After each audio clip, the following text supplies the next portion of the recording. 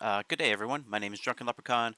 I am a warbird instructor from Take Flight, and today we'll be continuing from our previous video and be talking about ADR basic BFN concepts with the Corsair slash the warbirds. Um, Again, I want to caveat I am no way an expert on this airframe. I'll be skipping over some items or other information in the video.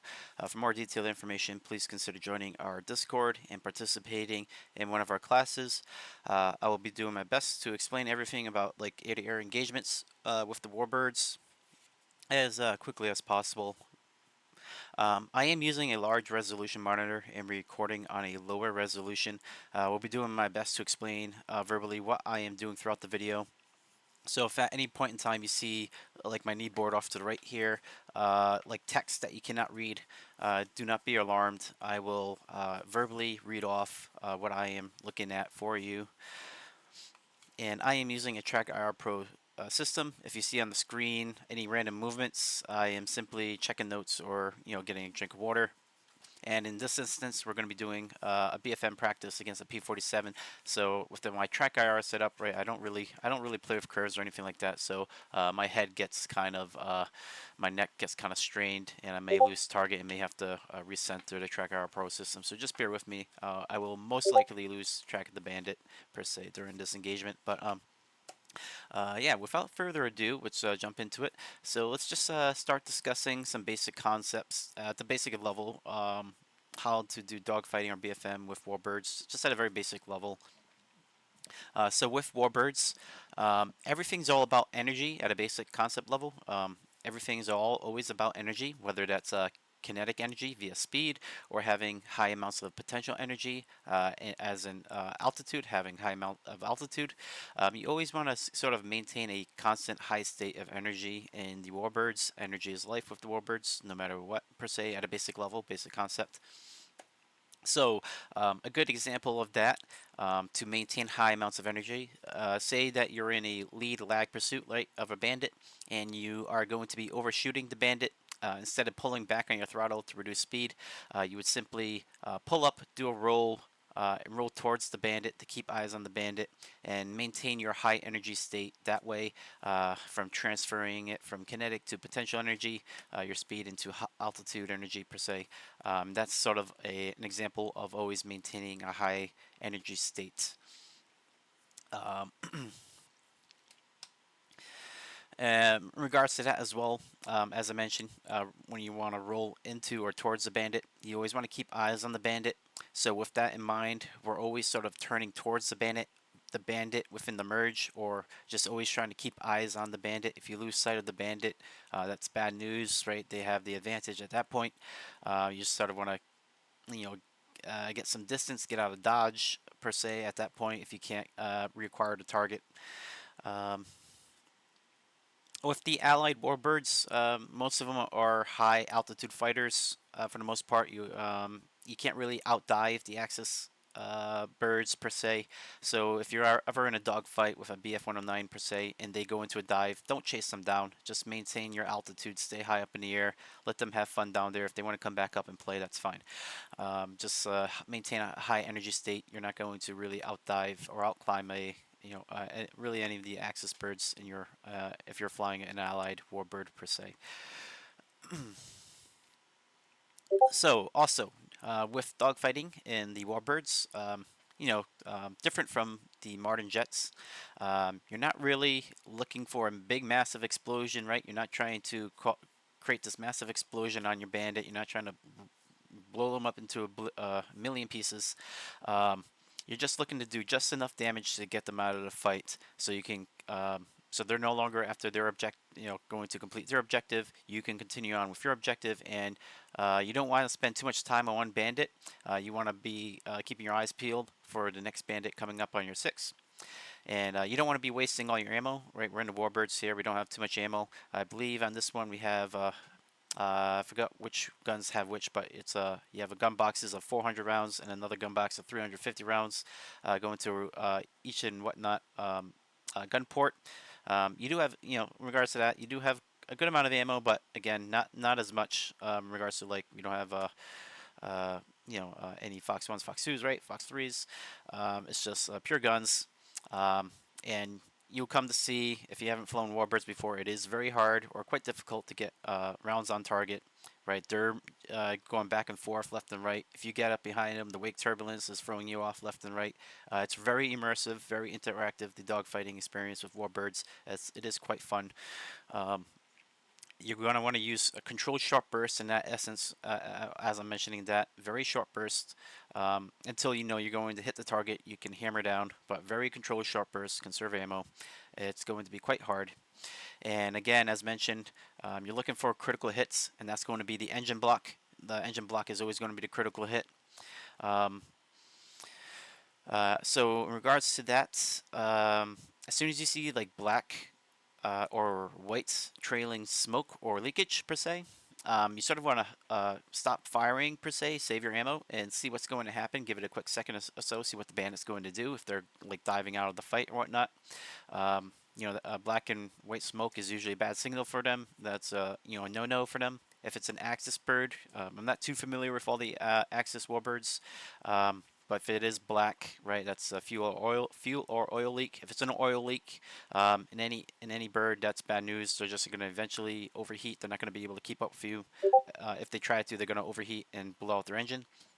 Um, I'm not too familiar with the Axis birds when I say if it's going to be a fuel leak. I'm not sure if they have too many internal tanks that they can swap to. Some of the allied warbirds, right, like the Mustang or P-47, you can swap internal tanks, so they could essentially just swap to another fuel tank that hasn't been punctured. But if it's white smoke, it's usually bad news for them. They're overheating issues.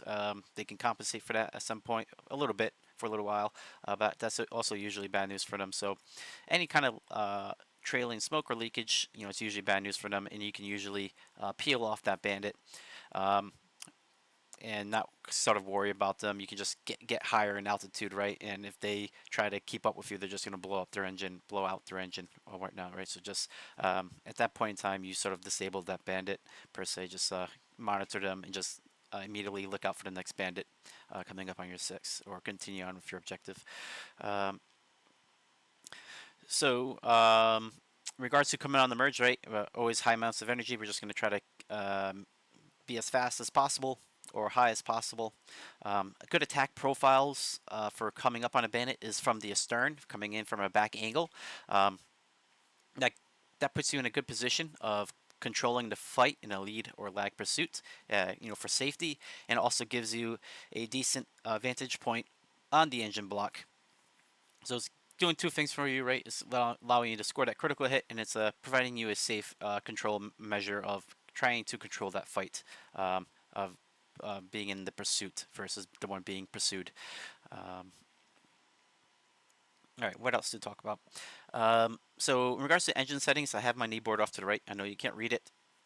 Um, in a basic concept, you do have a military rated setting and a war emergency power setting. I would recommend avoiding the war emergency power unless, again, you really need it, i.e. emergency. It will induce a lot of tear and wear on the engine whenever it is implemented, engine wear tear on the system, if it is or is not. I'm not fully aware of what they currently have implemented with the early Axis model when it comes to engine tear and the cooling system. We already know that the cooling system is a bit off, or at least they have mentioned it to us. You can do military power setting. As mentioned there, you don't really want to exceed that for more than 5 minutes. Especially just for AI, like single player campaigns and missions, I just use the rated or the climbing profile, and that's usually good enough. And I will go from there in regards to just increasing my throttle and then just bringing it back to cool down for the engine. But I find that the climbing profile is usually just fine for battling AI. It does the job, and you don't really have to worry about overheating your engine per se in that engine setting profile. So in regards to that sense, a simple way to do that is within our cockpit here off to the left and inside a throttle quadrant. You can simply, what I'm doing here is I'm just leaving the throttle just short of the indent where it would enter that military and war emergency power, and I'm leaving my RPMs at 2550. So I'm just leaving my throttle just short of the where it would indent, and that seems to be I'm going to try that out for a while. that's sort of what I'm going to do in regards to like a climb rate profile. Just leave it just short of where I would enter a military or war emergency power state. And I have been told, or the manuals and things like that, some stories that putting the mixture in auto lean gives you a lot better performance. I'm just going to leave it in auto rich. I'm going to do that for the time being. Again, they did mention that the cooling isn't quite implemented, or there's questions about the cooling, if it's accurate or not. The fuel, right? Fuel sort of acts as a coolant. If you swap to auto lean, you get less fuel.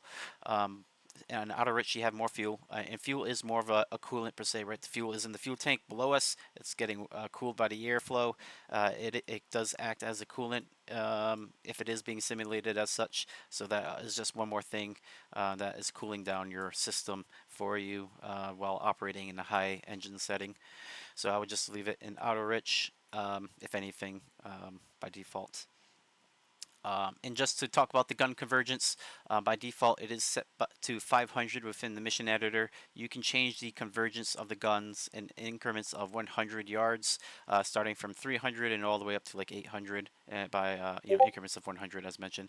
By default, I left it at the default setting of 500, and the ammunition I'm carrying is a combat mix by default. I'm just leaving everything sort of like as the default per se if we're just out in a combat air patrol with just in a universal setup.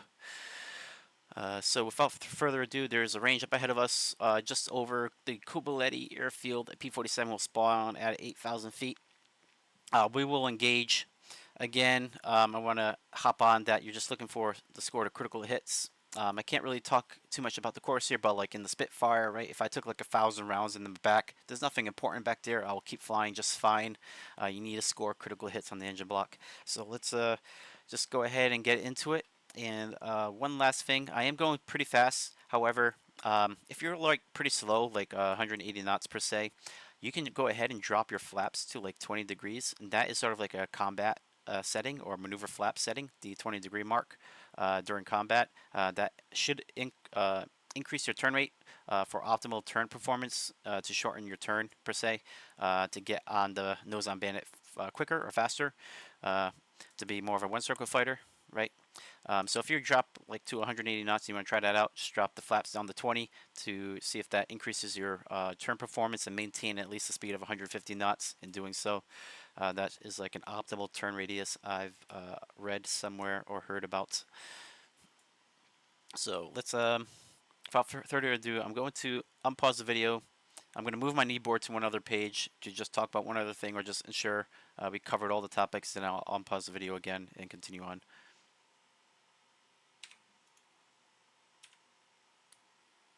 Okay, make sure I click into the game here.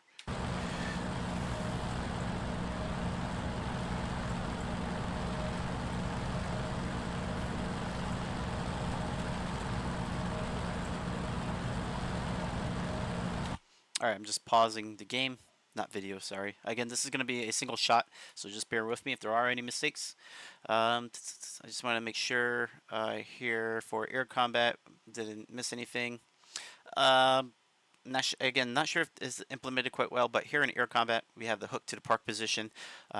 We do that for hydraulic, just in case we lose hydraulic pressure. Putting the hook down in the parking position allows the hook to drop fully if we ever did lose hydraulic pressure, according to the manual. That is why that is there, to put the hook to the park position if you are coming back on the carrier, to ensure that it can drop. If you ever do lose hydraulic pressure, it makes it easier to drop, as the manual reads. Yep, that's it. That's it from there. So let's go ahead and let's do some dogfighting.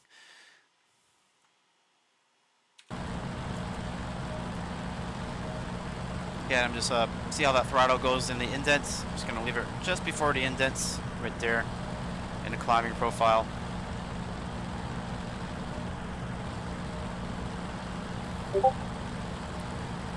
And my guns are working. Yep. A little test fire. And flying towards the range.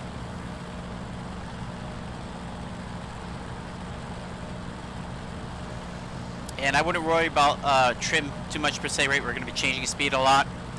Just deal with the trim with your rudder and stick control. don't really worry about the trim. Just check your coolant every now and then, your cylinder head, and your oil temperature right there below. You shouldn't have to worry about your oil temperature. I haven't had the need to change anything with my oil radiator, my oil flaps, cooling flaps at all in this Corsair so far. But there's a Bandit up ahead. I got eyes on. So yeah, we'll at least do a pass merge first, and then we'll turn in. But you can do a head-on pass, take shots head-on. Obviously, that is quite dangerous because they can have a good visual on YouTube. So it's really who gets rounds on target first at that point.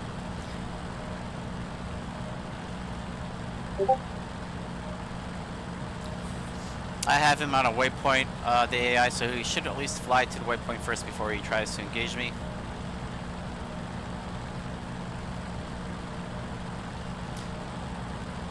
And I'm gonna just start turning now. Again, I'm just gonna take it nice and easy, a little bit.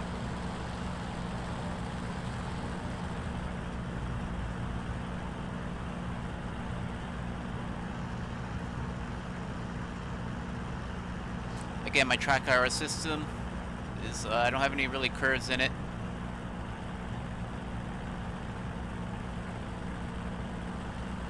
I'm applying some throttle here, just to make sure I increase my turn radius. Oh, see, he got eyes on first. And we had a mid-air collision right there. Wonderful. And I'm still up in the air though.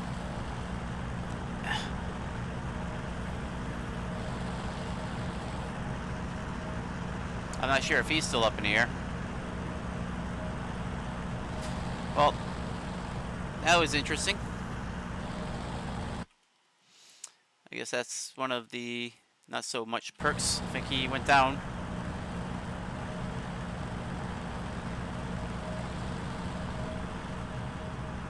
Oh, he did not go down. He's on my 6.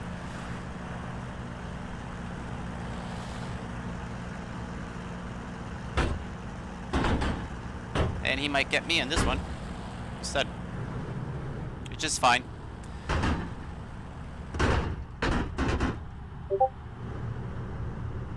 So that's fine. I just wanted to show you though talk about the basic concepts for the most part. But that's that. I already got shot down. To bail out, if you wanted to bail out, we'll just go over this instance. Just pull this red knob right here. It jettisons the canopy and Control E a few times and jump you out of the airframe. I did that a little bit too late, but yeah, there's nothing really else to talk about in regards to just talking about the basic concepts. The ear-to-ear part of the class is pretty more straightforward. Just talking about the basic concepts. Yeah, I mean, there's not much else to talk about in regards to ear-to-ear. Couldn't really show you nose on, but I will try to do that next time. But thank you for watching. And again, the next video I will do is going to be about carrier ops per se, and firing the bat bomb and radio navigation. Thank you for watching.